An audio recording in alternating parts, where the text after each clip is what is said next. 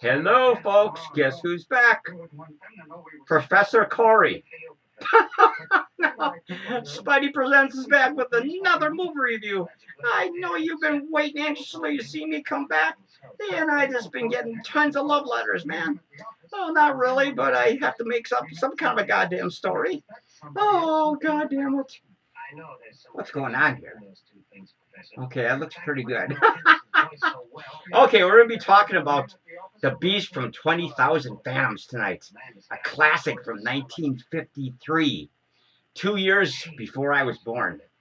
Oh, I should have said that. Now you know how goddamn old I am. Look at that cover. Isn't that a great cover, man? Look at that beastie, man. Oh, he's been dead 100 million years. And he gets freed by a nuclear blast up in the Arctic area by goddamn idiot scientists, you know, detonate nuclear weapons, that test nuclear weapons or stuff like that, man. You know, doomsday kind of crap, you know, that kind of shit. Oh, look at those people running, man. Woo-hoo! Great movie. It's got like really good actors and actresses in this movie. Paula Raymond, you got Kenneth, Tobey, Steve Brodie, you got, oh God, just a lot. Paul Christian. Oh my God, it's a great cast, man. And a bunch of other very recognizable actors from that particular era. Oh, thank you. Go, hey, I know that guy. I know her. I know him. I know her. Oh, they're all gone now. You know, they've probably been deceased for quite some time, of course, which is sad, you know. All my heroes are gone, man. Everybody I grew up with, the actresses and, you know, and actors, they're all gone. What's going on with my suit here? I feel like it's coming unraveled or something. I'll show you the backside. Okay, it's just basic information, stills from the movie, you know, the Beast and all the actors and all the production crew and all the stats and everything. You know how this shit goes, man. I think it's a Warner Brothers movie, of course. I'm pretty sure about that. 1953. It's got a lot of really good recognizable actors, like I just mentioned. You'll recognize like half the goddamn cast instantly, you know. So let's look at the inside of this thing first. It's a pretty cool insert. There's no insert in this movie. So basically, this is really what it is right there. There's the disc. Actually, the disc is pretty goddamn cool. It's got the beastie on the cover of the disc. And that's really, that's kind of really what it looks like. No insert, of course. But we do have the edge for all you weirdos. There's the edge right there. There we go. Can you see it? You can't really see this one too good. It's kind of like darker writing on the edge. But I know you love this. So I'm just going to show it to you anyway, just to get you all revved up. Oh, should we do some shout-outs? Did I already do some shout-outs? I think I'm tripping on cloth fumes or something. Anyway, oh, like I said, I've been getting a few comments in some of my movie reviews lately, which is actually kind of nice. I'm going to be talking about another movie in the next, maybe in a week or so. I got to watch it first. And we'll kind of show you what it is. It's another Roddy Piper movie. Hell Comes to Frogtown or something like that. Somebody recommended I buy this, so I did. I guess if you like They Live, you probably like this kind of movie. Can't really see it too much. I guess he's battling mutant giant, actually human-sized frogs or something. A futuristic movie or something. Enough of that, though. There we go. Ooh. Anyway, like I said, the cast is really good. It really starts out with a bang. It just really starts out with the nuclear test in the Arctic or something like that. You know, a big cast up there, a research center up there, nuclear research center up there. You know, all these different scientists and technicians and stuff getting ready for the big blast. See how many people they can destroy in the future with one nuclear blast, you know? You got to be prepared. Oh, God. It's sickening, man. The end of man when they started testing nuclear weapons, man. Just the end of mankind, I think, in general. All right. Anyway, so the blast goes off. And of course, they show all the glaciers crumbling down, and mountains of ice slamming down into the ocean, stuff like that, or stuff like that. They don't realize they just freed a beast from 100 million years earlier that's been encased in ice or stuff up there. He's still like suspended animation, or like cryogenic freezing or something like that. Oh my God. Oh, it's a good movie, man. It's only about like 70 minutes long. It kind of goes by really quick, man. I like this cover, though. It's a pretty artistic cover, I think. Got a lot of cover. It's got a lot of color. It's got a lot of different information on it. People running for their lives once it gets to New York City, It's on the streets. It's on the streets. It's coming down Broadway. Oh, it's a good movie.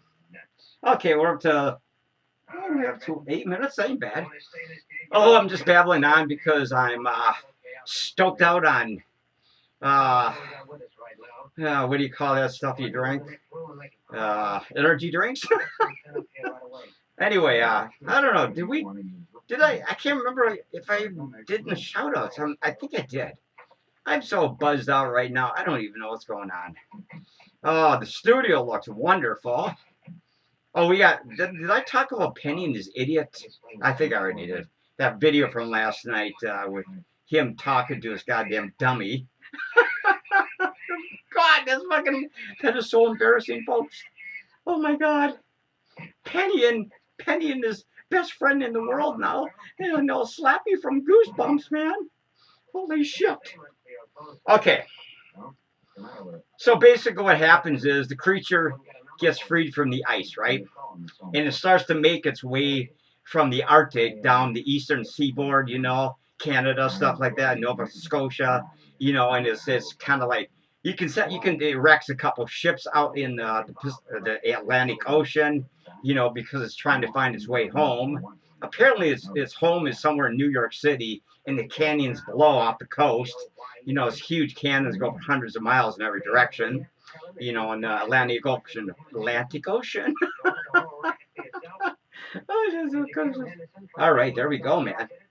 I'm just being silly tonight, folks. I got so many goddamn good movies I'm going to be talking about. This could go on for decades. Oh, look at that. God, you really can't see that very well. You can see the beast on there, and then smaller print is from 20,000 Fathoms. Yeah, that's about it. It's really exciting, folks. Anyway, let's put the disc down. I don't even remember what I just talked about 5 minutes ago. Did I mention shout-outs, or did I mention Penny and his idiot dummy slappy last night? I think I may have, but I'm not really too sure. Oh, my God. Well, what the hell am I doing here? Movie time! Oh, God. How much time we got? Oh, 10 minutes. I got about 7-8 minutes to kill here. And I don't know what the hell I'm going to say.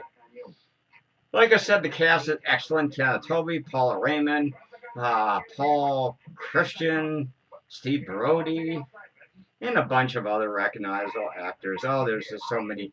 Like I said, you'll really like the actors in this movie. They try to make it as believable as possible. You can only do so much with this kind of a short, animated giant monster movie, especially back in the mid-50s, which I happen to like because those movies were awesome, man. All those black and white horror movies and, from the 40s, 50s, 60s, pretty much 40s, 50s, 60s, right? Those are great movies, man. Just great movies. You just sit there and watch them. They're mainly black and white, of course. Some of them have been colorized in recent decades, if you want to see a color version of them. I kind of prefer the black and white versions just because they look sharper on your TV screen, and they basically just kind of look better to me. The soundtrack is pretty typical 1950s sci-fi horror movies, and what else can I say? I don't know what else I can say. I'm kind of out of shit to say here. Anyway, so it basically, the beast kind of basically works its way down the East Coast It's wrecking lighthouses, you know, squashing little like towns on the coastline, you know, trying to get back to New York City where it can find its mommy, you know. Its mommy's been dead for 100 million years, you know. He ain't gonna find his mommy except maybe bones at the bottom of the canyon on the East Coast in the Atlantic Ocean. So basically, you know, he's shit out of luck here. I'm sure he doesn't even care. Okay, so basically, after that happens, you know, they don't believe that this creature is actually alive first. Kenneth, Tobey, and all the Coast Guard people and, you know, the Navy officers, but they eventually find out that something weird is going on and it is killing people and moving its way down the Atlantic Ocean towards New York City. And it finally does come ashore. Oh, and it's just an ugly looking thing, man. You know, I actually saw a colored version of this movie, or a colorized version of this movie. I think somebody did that. They're always doing shit like this, right? And it looked pretty cool, but I kind of like the black and white. So what these scientists and the military people in New York City don't realize that Lee Van Cleef is in this movie too. Did I mention that? I must be. I think I'm completely out of my gourd tonight, folks. My gourd is just I should say my papaya head, maybe. Spidey's got to go for a walk later on to clear the cobwebs out of his head. Anyway, the beast finally comes ashore on the docks in New York City, basically, and of course, it's knocking over buildings, it's stepping on cars and freight cars and people, you know, and the police are out there shooting at it with their measly little shotguns, you know, until the military has to be called in with heavier weapons. And what they don't realize is once you wound this creature and when it starts to drip his blood, which is on the street everywhere in New York City, it's got some kind of a disease in the blood. So basically, it's like a giant germ carrier from 100 million years ago. And they don't, you know, they're trying to find out, stay away from it, stay away from it. We have to kill this thing instantly because if this thing, the blood is toxic, basically. People are dropping left and right, military people, soldiers, you know, trying to track it down, is hiding between buildings and knocking buildings over and, you know, stuff like that. And it's not a really long movie, but it's really entertaining. I mean, it's very right to the point entertaining. Oh, 12 minutes. All right, we got 6 more minutes. Woohoo! Is this review over yet? Yeah, I don't know. I think you got like 5 more minutes to do. So basically, they call and leave. Well, actually, it gets to Coney Island, of all things. It gets trapped in Coney Island after it has a nasty neck wound, the creature, the beast, and it's just oozing blood. And of course, the blood is dripping everywhere on the street as it's working its way towards Coney Island. I don't know why. It's wrecking the amusement park and stuff like that, you know. And the people in New York City are pissed. You're wrecking Coney Island! How dare you wreck Coney Island? You know, and they call in Lee Van Cleef, of course. Remember him from all those spaghetti westerns in the 60s with Clint Eastwood, of course. I think they used to call him Angel Eyes. I like that guy. That's good. He's a good actor, man. Too bad he's long gone, too. So he's actually a marksman, accurate marksman. And so they basically, him and the other guy have to go up the roller coaster. And the beast is actually in the middle of the roller coaster, you know, just ripping it down, you know, with his teeth and everything like that. I know I got right to the very end, but there's really not much to talk about because it's pretty right to the point, this movie. The scenes are pretty much condensed into a shorter version, I think, here, which is the way the movie was actually made. It's kind of right to the point and kind of like you get to the climactic end really fast. Woo! Oh, okay. All right. 4.5 minutes to go. Spidey's on a roll, man. Spidey's on a roll. Oh, look at the studio, man. Woo! Goddamn Annabelle. God, she's creepy looking. She's in the back room somewhere, man. Behind that door, right to my goddamn over my right shoulder over there. Ooh. I think she caused a cut on my finger last night or this afternoon. I think she cursed me, man. She is a haunted doll. Remember that from all the Conjuring movies. Anyway, that's enough with that. I'm just babbling, man. Okay. So basically, the creature is wounded at the end of the movie, and it's gonna die. But the thing is, all of its tissue is diseased from being, you know, dead for 100 million years, and So Lee Van Cleef has to shoot a radioactive isotope into his wounded neck, which he does at the top of the roller coaster. Him and I think Paul Christians, and they got their suits on and everything, and he manages to hit it right directly in the wound, which actually starts to kill the creature. Oh, of course, the creature starts to scream and twist around and everything. It's starting to die. It's starting to die. I love this movie, man. Oh my god, it's a great flick, man. I got to get more of the. I actually have a lot of these sci-fi movies and horror movies from the 50s, a lot, because that's all the life I have, folks. Movies. That's about it. I'm pathetic. Oh, but you like the way I look, though. Hey, I'm talking more about myself than this goddamn movie. Shame on you, Spidey. So basically, the creature ends up dying, of course, and the roller coaster is completely on flames, and the creature is pretty much, laying in front of it, all slapped out on the cement, the ground, and it's dead, So enough of that. Really exciting movie, though. I like this movie a lot, though. It goes by really quick when you watch it because it's only about, like I said, maybe about 70 minutes long, something like that. I can't give you the exact time because I didn't really look at the DVD stats on the back completely. I just remember a lot of the actors and pretty much what the movie is really about. It's right to the point, fun, goofy. Anyway, so we're gonna rate this movie. It's gonna get a pretty good rating, not a perfect rating. Okay. Woo, how much time you got? Woohoo! I got a minute and a half. God, this has been really an exciting review. I hope you all enjoy this review. If you let me make a suggestion. If any of you want to have me review a certain movie, in the comments section below this movie, I mean not below this movie, on my YouTube channel where you can write comments. Suggest a movie. I can't guarantee that I will review it, but if I have it in my collection, I could possibly review it. So if you have any suggestions, let Spidey know on the comments below the review on the YouTube channel here.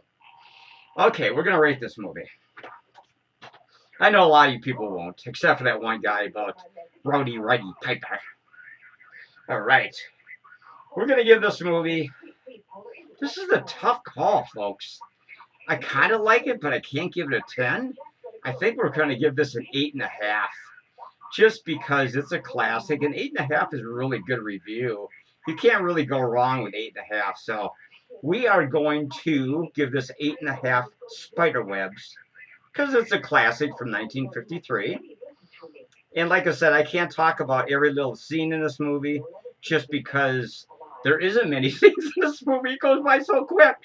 There's really not much to comment here. It's more of a visual thing and, a paranoia and anxiety, and people screaming and running down the streets, stuff like that. So it's a cool cover, though. Okay, I'm going to get going. So we are going to talk about, what did I say, 8.5 Spiderwebs? Yeah, we'll stick with 8.5. It's pretty damn close. That's a good review. That's a good rating, so it deserves it. Oh, yeah. There we go. So don't scream at me over 8.5 Spiderwebs. That's a great...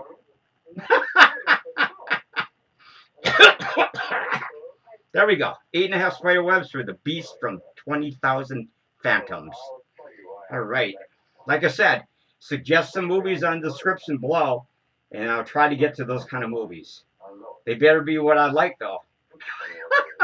Until then, you take care, and we will see you next time with another rollicking movie review.